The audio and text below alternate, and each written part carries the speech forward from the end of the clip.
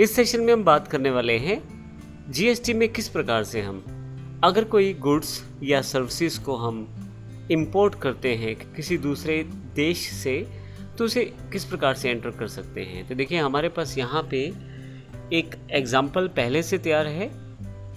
हम जब किसी प्रोडक्ट को या किसी सर्विस को इंपोर्ट करते हैं दूसरे देश से तो उस पे IGST चार्ज किया जाता है, यानी कि इंटीग्रेटेड टैक्स को चार्ज किया जाता है। इसके लिए हमने एक एग्जांपल यहाँ पे लिया है। इस पे हमने ये अकाउंट्स की जानकारी दी है जो हमें बनाना है। परचेज इंपोर्ट, यह टैक्सेबल इंपोर्ट रहेगी परचेज के अंतर्गत।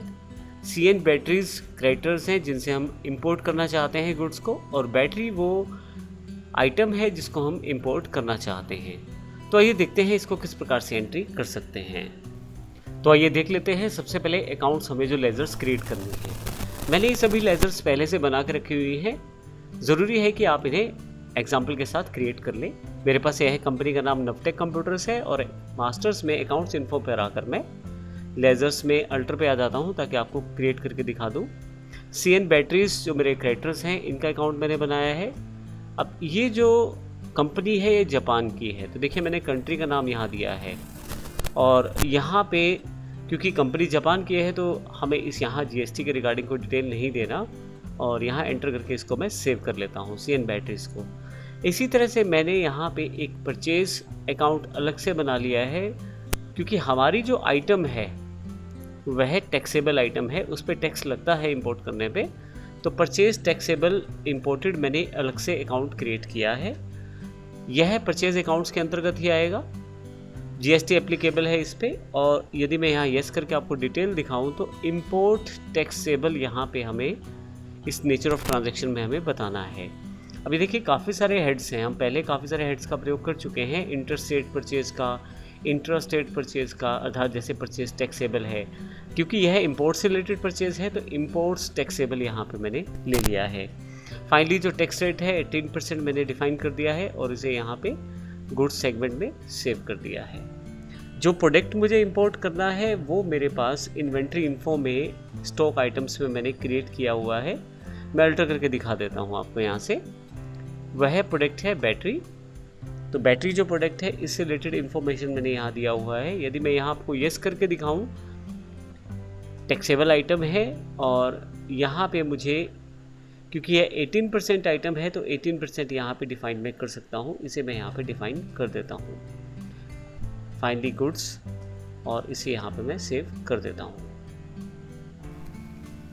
अब यह एंट्री किस प्रकार करेंगे और कहाँ दिखाई देगी आइए देखते हैं। सबसे पहले मैं यहाँ से डिस्प्ले पर आकर डे बुक पर आ जाता हूँ और यहाँ से मैं Alt F2 प्रेस करके ड्यूरेशन चेंज कर लेता हूँ। 1/4 से लेकर मैंने 31/7 तक की सभी एंट्रीज को दिखाना है। यहाँ पे मैं आपको दिखा देता हूँ। यहाँ पे अब जो हमारी कंपनी का नाम है वो CN बैटरीज है। सबसे लास्ट थर्ड लास्ट एंट्री मैंने यहाँ की हुई है। CN बैटरीज को देखें तो आप परचेज की एक एंट्री यहाँ पे है वाउचर नंबर 9 के साथ मैं एंटर कर देता हूँ।